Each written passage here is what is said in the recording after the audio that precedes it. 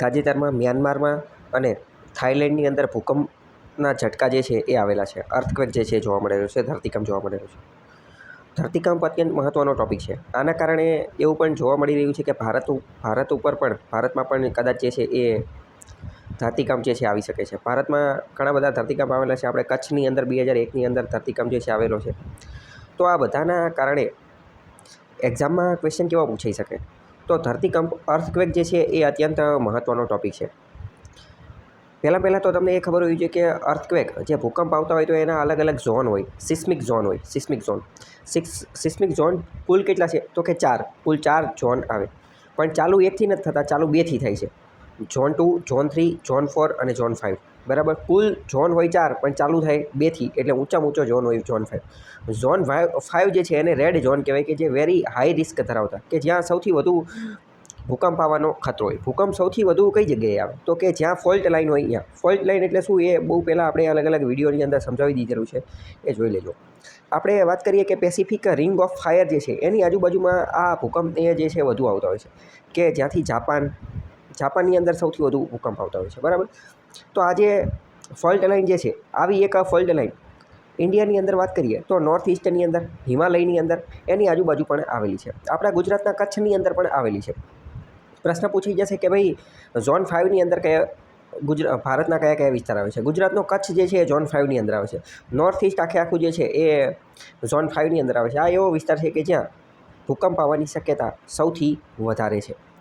આ ઉપરાંત ભૂકંપને માપવા માટેનો રિક્ટર સ્કેલ આવે છે, મર્કેલી સ્કેલ આવે છે. મર્કેલી સ્કેલ જે છે એ ભૂકંપની વિનાશકતા, એના કારણે વિનાશ કેટલો થાય છે, નુકસાન કેટલું થાય છે, એ કેટલો તીવ્રતા ધરાવે છે, એ ધરાવે છે. એની વિનાશકતા, તીવ્રતા નહીં પરંતુ વિનાશકતા. જ્યારે રિક્ટર સ્કેલ જે છે એ ભૂકંપની તીવ્રતા દર્શાવે છે, એટલે કે એનું એક માપ દર્શાવે છે કે 7.8, 4.2. એ રિક્ટર સ્કેલ એ એની તીવ્રતા દર્શાવે છે. જ્યારે મર્કેલી એ એની વિનાશકતા, એમ ઉપરથી મર્કેલી એટલે કે મરી જવું, કે કેટલા લોકો મર્યા ને એ બધું નુકસાન કેટલું થયું એ દર્શાવે છે. તો આવા ક્વેશ્ચન પૂછાઈ શકે.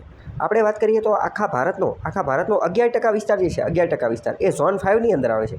એટલે કે 11% એવો વિસ્તાર છે કે જ્યાં ભૂકંપ જે છે એ આવી શકે છે. તો આની ઉપરથી પ્રશ્ન ભૂતકાળમાં પણ ઘણી બધી જગ્યાએ પૂછાઈ ગયા છે, પ્રિલિમ્સ, મેઇન્સ બધાની અંદર, અને ભવિષ્યમાં પણ પૂછાશે. તો આ આખો ટોપિક તમારે જે છે એ કવર કરી દેવો જોઈએ. અત્યારે આપણે જોઈએ તો જો આ થાઈલેન્ડ અને આ મ્યાનમારવાળો વિસ્તાર જે છે ત્યાં ભૂકંપ જે છે એ આવેલો છે. બરાબર. બીજી વાત કરીએ તો બીજો એક ટોપિક આવે ફોકસ અને એપિસેન્ટર, કે ફોકસ એટલે શું અને એપિસેન્ટર એટલે શું? તો ફોકસ એટલે જ્યાંથી ભૂકંપનો ઉદ્ભવ થયો હોય, એનું ઓરિજિન જે હોય એ ક્યાં હોય? તો કે એ તો ભૂગર્ભમાં હોય, પૃથ્વીના પેટાળની અંદર હોય. અને ત્યાંથી ભૂકંપ જે છે એનું ઓરિજિન ત્યાંથી ઉદ્ભવ થયો, તો ઉદ્ભવ થઈને પછી ધીમે ધીમે બહાર આવે જમીન ઉપર. તો જમીન ઉપર જે પોઈન્ટ હોય એને કહેવાય એપિસેન્ટર. એને જ કહેવાય ભૂકંપ નિર્ગમન કેન્દ્ર. આ બધા ક્વેશ્ચન પણ પૂછી શકે કે ફોકસ અને એપિસેન્ટરના બારામાં 2 વિધાન આપી દીધેલા છે, કે ફોકસ ભૂગર્ભમાં જોવા મળે છે, જ્યારે એપિસેન્ટર જમીન ઉપર જોવા મળે છે. વિધાન સાચું પડી જશે.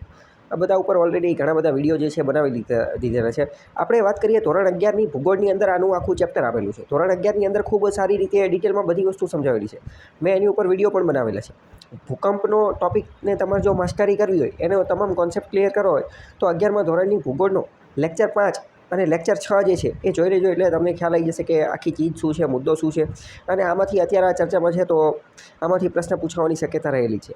બીજો આની અંદર બીજા પણ એ ટોપિક પણ મેં ચલાવેલો છે કે ભૂકંપના તરંગો કેટલા હોય? તો કે P primary waves, S secondary waves, L લવ વેવ્સ. આ બધા ઉપર ક્વેશ્ચન પૂછાયેલા છે કે ભાઈ આ તરંગો જે છે એની ઉપર એક વિધાન પણ પૂછેલા હોય કે પ્રાઇમરી તરંગોની ઝડપ સૌથી વધુ હોય, ઘનમાંથી નીકળી શકે, પ્રવાહીમાંથી નીકળી શકે. તો એ બધા અત્યંત મહત્ત્વના ટોપિક છે.